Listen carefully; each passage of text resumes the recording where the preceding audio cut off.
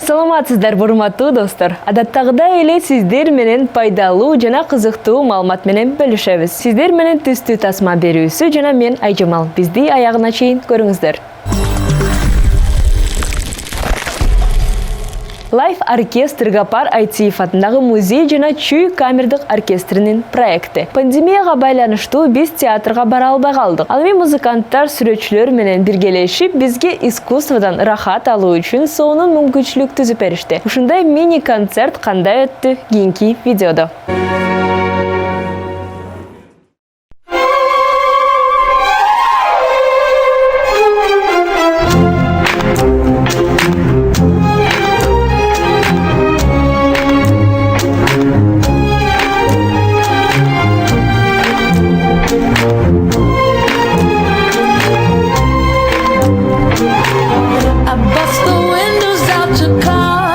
Пандемияга байланыштуу көптөгөн театрлар иштебей калышты. Бирок биз бүгүн ушул жерде сүрөттөрдү көрүп, классикалык музыкадан ырахат алып, ушул жерде жүрөбүз. Ушундай концерттерди Чүй камердик оркестри ай сайын өткөзүшөт.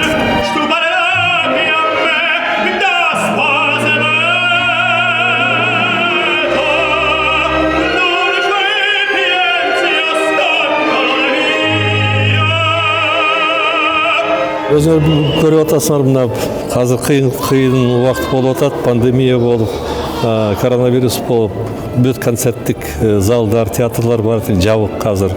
Бирок элдин баары тең сагынып калыптыр. Ошол ушундай тирүү музыканы угайлык деп, живая музыка деп. Аны ошон үчүн биз мына музей менен бирге ушундай бир акция түзөлүк дедик да. Эл келип ушул жердеги сонун илинип турган художниктердин, биздин сүрөтчүлөрдүн картиналарын көрүп бүт баарын таанышып, эл аралык классиканын художниктери, биздин художниктерибиз деп, анан кийин ошонун фонунда биздин камерный оркестр өзүнүн музыкасын ойноп берсе деп. Мындай акцияны биз музейдин жетекчилери менен сүйлөшүп, Кудай буйруса, ай сайын бир жолу ушундай акцияны өткөрүп турабыз.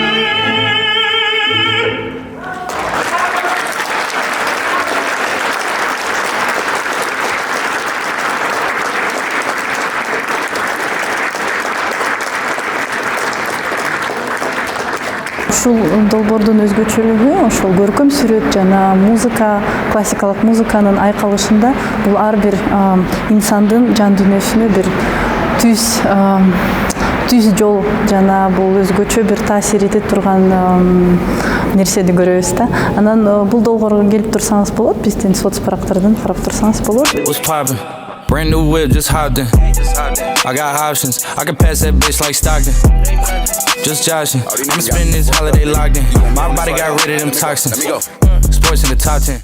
Бүгүнкү кардуу суук күндө Бах, Пьяццола, Моцарт жана ошондой эле Малдыбаевдин ички дүйнөнү жылыткан чыгармаларын уга алабыз. Гапар Айтиев атындагы музейде жандуу оркестр бизге ушундай белекти сунуштады. Дүйнөдө музыканы жакшы көрбөгөн адам табылбаса керек. Ал эми музыканын биздин мээбизге кандай таасири бар деген суроого кийинки видеодо жооп беребиз.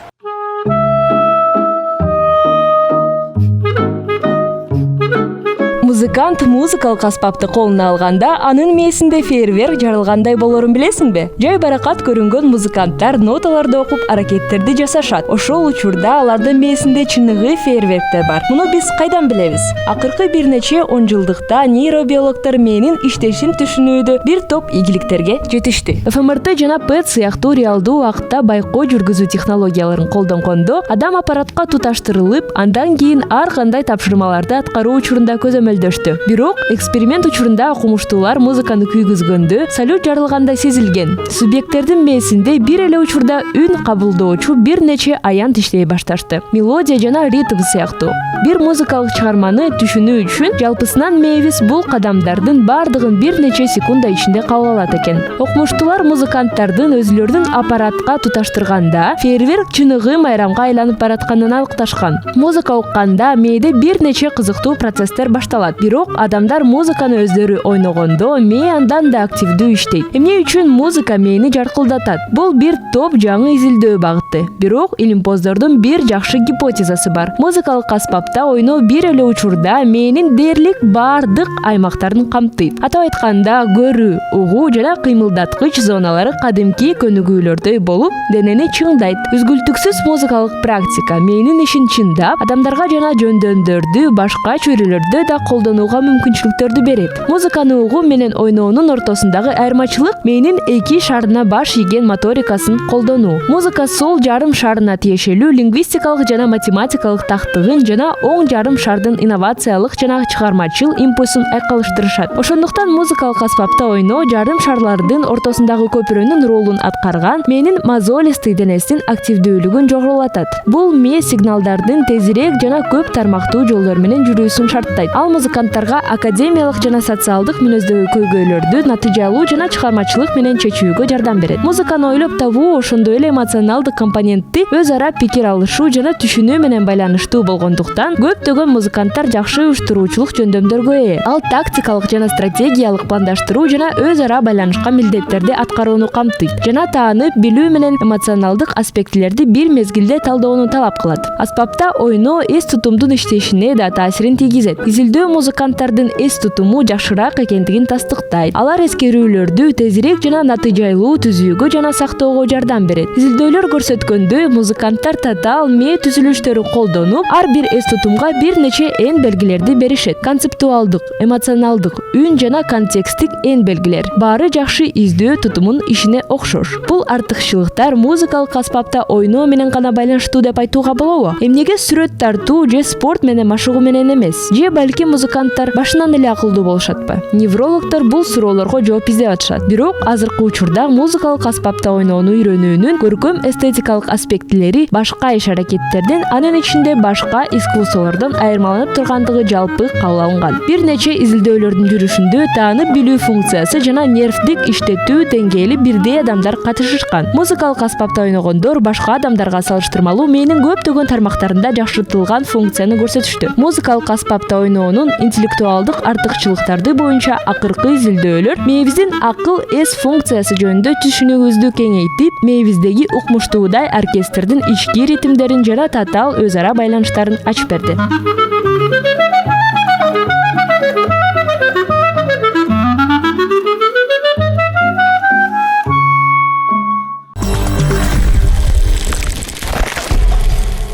Ал эми кийинки видеодо Эрик Абдыкалыковдун Бишкек тарыхы жөнүндө проектисин үзүндүсүнө көңүлүңүздөрдү буруңуздар.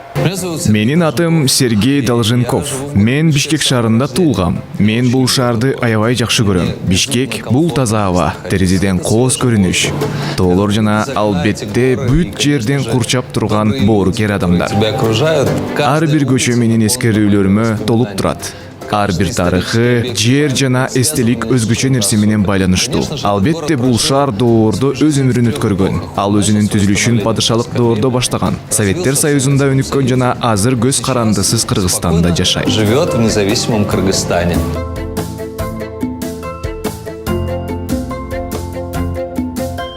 Бул чырмалыштар достуктун белгиси катары Армения тарабынан Бишкек шаарынын тургундарына тартууланды жана шаардын символу болуп калды. Жакынкы мезгилге чейин биздин коңгуроо Москвада Кремлдин коңгуроосу сыяктуу эле угулуп турганы кызыктуу. Бирок былтыртан бери биздин коңгуроо улуттук колорит менен жаңырды. Эми алар темир комуздун үнү менен жаңырат. Быйыл Чүй Совет көчөсүнүн кесилишиндеги жер алдындагы өтмөк оңдолуп, кеңирээк жана жарык болду. Бул шаардын жөө жүргүнчүлөрүн кубандырбай койбойт.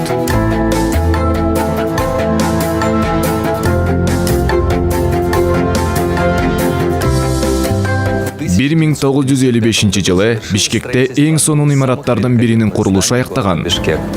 Курулуш ушунчалык татаал жана жооптуу болгондуктан Кыргыз курулуш трестинин алдында архитектор Лабуренко менен жана ал кезде Фрунзе шаарынын башкы архитектору Павел Ивановдун жетекчилиги менен өзүнчө курулуш аянты түзүлгөн. Даңазалуу имарат СССРдин эл сүрөтчүсү Гапарайтиевдин жетекчилиги менен советтик сүрөтчүлөрдүн сүрөттөрү менен кооздолгон. Театр Ольга Манойлованын монументалдык скульптурасы жана Ольга Менкованын фигуралары жана лампалар менен кооздолгон. Ольги Мануйловой.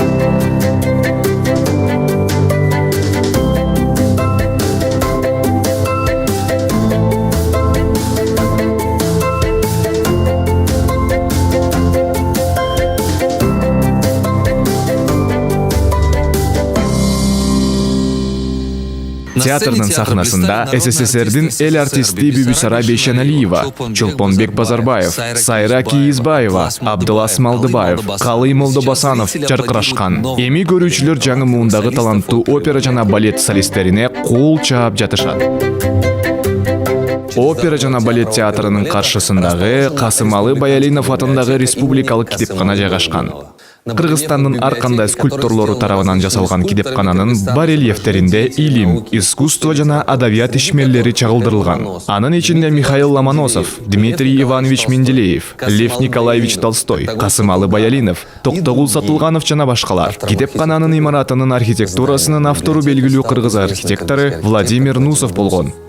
Ал 6 жыл бою 3 конкурстук долбоордун үстүндө иштеген. Алардын 3-чүсү бүгүнкү имараттын негизин түзгөн. Бул уникалдуу курулуш 1962 жылы курулган жана сырткы көрүнүшү кадимки параллелепипед формасына ээ. Бул таң калыштуу. Алдыңкы эшиктен карасаңыз, 3 кабат жана 1 жертөлөнү көрө аласыз. Бирок сиз аны айланып өтүп, түштүк тараптан карасаңыз, анда 6 кабат менен 2 жертөлөнү көрө аласыз. 2 подвальных. Именно это и делает это здание удивительным. Бул имараттын жашырын күзөтчү периштеси Чыңгыз Айтматов. Кантсе дагы 90-жылдары эң оор мезгилде бул имаратты коргоого Чыңгыз Төрөкулович жардам берген. Экинчи кызыктуу жагдай, дал ушул жерде Кызыл алма повестинин негизинде тартылган тасманын кадрлары тартылган. Акыры ушул залда 2007 жылы Чыңгыз Айтматовдун акыркы тоолор кулаганда китебинин бет ачары болуп өттү. Книги Чингиза Айтматова «Когда падают горы». Бүгүнкү күндө бул китеп фондунда миллиондон ашык нускадагы китеп бар. Дагы бир кызыктуу факт. Күзөтчүлөр эртең менен шыбырларды, үндөрдү угуп, ачык китептерди табышаарын айтышат. Бул өз кезегинде китеп баатырлары жашыруун ушул керемет жерде жашайт деген уламышты жаратат. В этом замечательном месте. 3-чү кабатта искусство залында уникалдуу сейрек кездешүүчү гранд пластинкалардын жыйнагы бар. Анда ар бир адам кыргыз музыкасынын сахнасынын классиктерин уга алат. Эстрада Кыргызстана.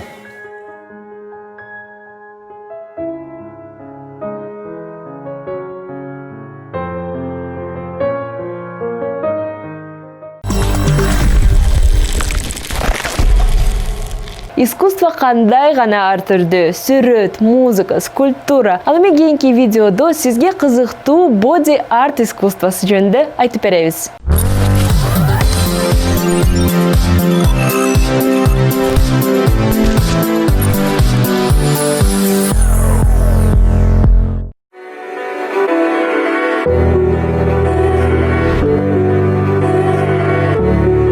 Илгертен бери эле аялзаттын сулуулугу нечен гана сүрөтчүлөрдү суктандырып, кызыгууларды арттырган. Денеге сүрөт тартуу искусствосу илгерки замандан эле байыркы Индия, Азия, Африка, Египет сыяктуу өлкөлөрдө пайда болуп, өзгөчө мааниге ээ болуп келген. Ал жөн гана денеге тартылган сүрөт болбостон, анын ар бир чоң мааниге ээ болуп, ал адамдын коомдук ордун, ээлеген абалын, наамын, ал тургай кайсы урууга тиешелүү экенин да билдирип турган. Ошондой эле кулчулуктун да жазага тартылгандардын да белгиси болгон.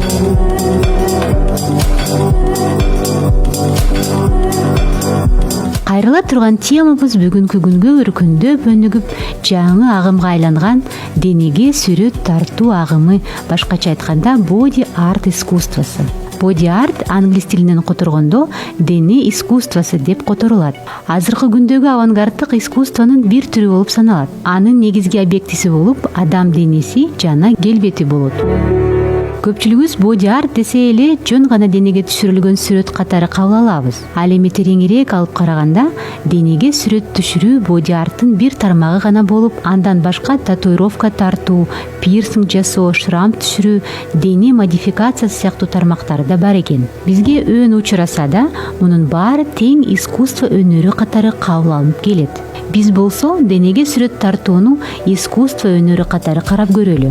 Денеге сүрөт түшүрүү жана татуировка тартуу искусствосунун толук кандуу бир тармагы катары эсептелет. Чындыгы сүрөт өнөрчүлөрүнөн жаралган шедеврлар чынында абдан кооз жана керемет. Мындай өнөрдөн ырахат алуу үчүн body art выставкаларынын көрүү жана ага арналган фестивалдарга бир да жолу болсо да баруу керек.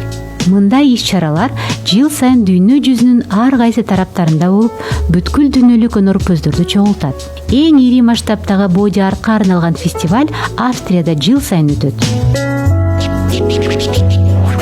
Бул оюн-зоок, түркүн түстүү, таң каларлык иш-чаранын уюштуруучулары Алекс Барендрек жана анын жубайы Анна. Ар жылы алар дүйнөлүк масштабтагы бул фестивалга 30 миңден ашуун көрүүчүлөрдү жана катышуучуларды чогултат. Жыл сайын улам өсүп, жаңы таланттуу сүрөтчү жана визажисттер катышууга мүмкүнчүлүк алып, алардын ар бири өзүнүн новатордук идеяларын кошуп келүүдө.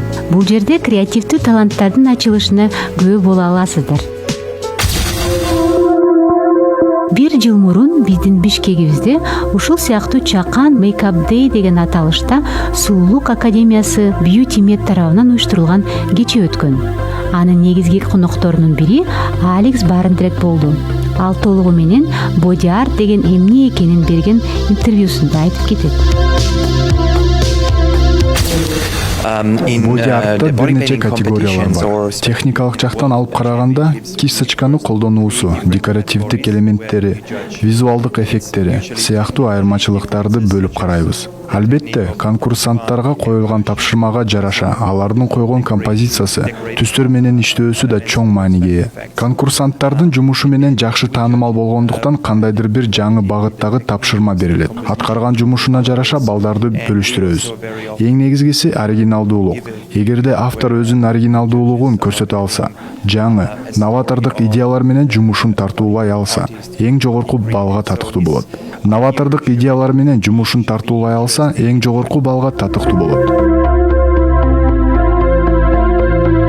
Ал эми Кытайдан келген эл аралык деңгээлдеги өнөрчү Карен Юи, сиз өзүңүздү көбүнесе визажист катары эсептейсизби же сүрөтчүбү деген сурообузга төмөнкүдөй жооп берди.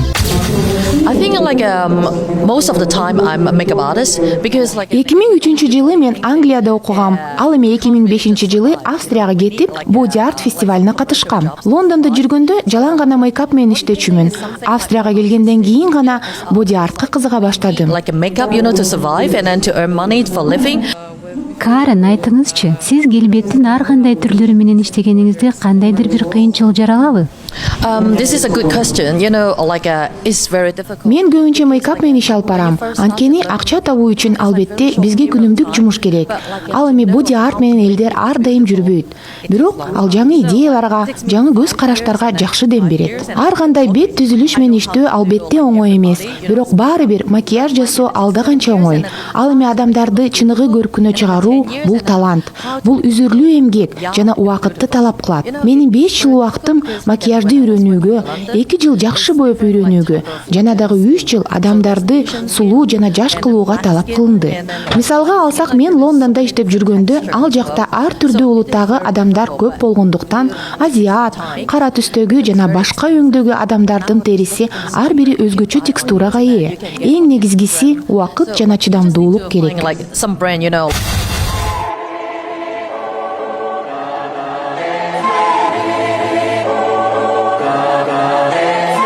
Эми албетте боди-арт сыяктуу искусство тармагын бардык эле жерде жакшы кабыл ала бербейт. Ар бир жердин жана жергиликтүү элдин менталитетине жана өз көз карашына жараша моралдык жактан да түшүнбөстүктөр да жаралып келет. Сырттан караганда адамга бул жөн гана жылаңач денеге тартылган сүрөттөй сезилет. Анын эч кандай маңызы жоктой жана көпчүлүк адамдар үчүн бул уят катарда сындалып келиши мүмкүн. Ушундай себептерден улам кээ бир постсоветтик мамлекеттерде искусствонун бул тармагы жакшы өнүкпөй келет. Бирок мунун баарына карабастан боди-арт сүйүүчүлөрү да, боди-арт өнөрпөздөрү да жыл сайын өсүп, өркүндөп көбөйүп, өз таланттарын ар тараптан тартуулап келүүдө.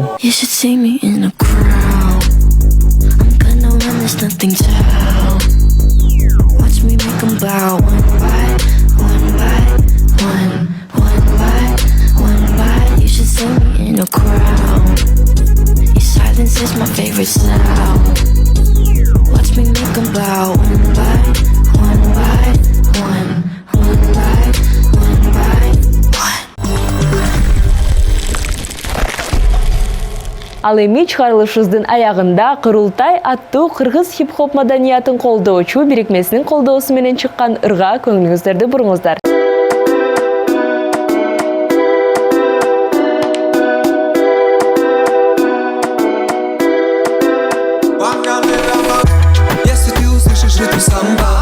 В твоей голове мармеламба. Если снова двигаемся плавно, так внезапно, невероятно. Если ты почувствуешь ураган, значит я сегодня с тобой буду пьян. Будем в Сочи, Хастана, маньяна. Готов не обрать, ты сумасшедший хулигана. Так не хватает пенахарства, и между слов теряем. Крутимся в слому, как кино, и не представляем. Так жарко стало, как сафари. Очень хорошо на Панаме, а ты хотела берега Майами. Сафари, на паре, сафари, на паре, сафари, на паре, сафари, на паре, зажигает тело твое Макаре, но надеваю я самбре, рок и нас тянет, как будто бы в небо слепят огни и нам по пути. Так качала, не замечала и кричала. Тебе мало, не сказала, что мне устала, и попросила ты песню «Эй, мамбо, мамбо, мамбо, мамбо, мамбо, мамбо, мамбо, мамбо, мамбо, мамбо, мамбо, мамбо, мамбо, мамбо». Напевала: eres perfecto, per desperado, eres perfecto, encantador. Ты не скрывала, была со мной, марихуана не нужна нам. Пока день сама туманы меня не отпускала, с ума сходила феноменально. Глазами намекала на свидание, вместе дошли мы до нашего финала. Моей быть суждена, так хотела ты сама. Моей быть суждена, так хотела ты сама. Моей быть суждена, так хотела ты сама. Моей быть суждена. Танцевали, румбу взяли за собой, ты тянешь за собой. Согреть, согреть, ты тянешь за собой. Согреть, согреть, ты тянешь за собой. И снова в ритме самба, румба мамба. Алла, алла, о, алла, алла, о, алла, алла, алла, алла, о, алла, алла, о, алла, алла, о, алла, алла, о, алла, алла, алла, алла, о, алла, а. Только твоим светом я окрылен, с ночи до рассвета тобой пленен. И слов больше нету, пойдем домой. Только скажи своей маме, маме, маме, что ты едешь со мной. Только со мной, что ты едешь. Только со мной, только со мной, что ты едешь. Что ты едешь со мной. Только со мной, что ты едешь. Только со мной, что ты едешь. Только со мной, что ты едешь. Только со мной.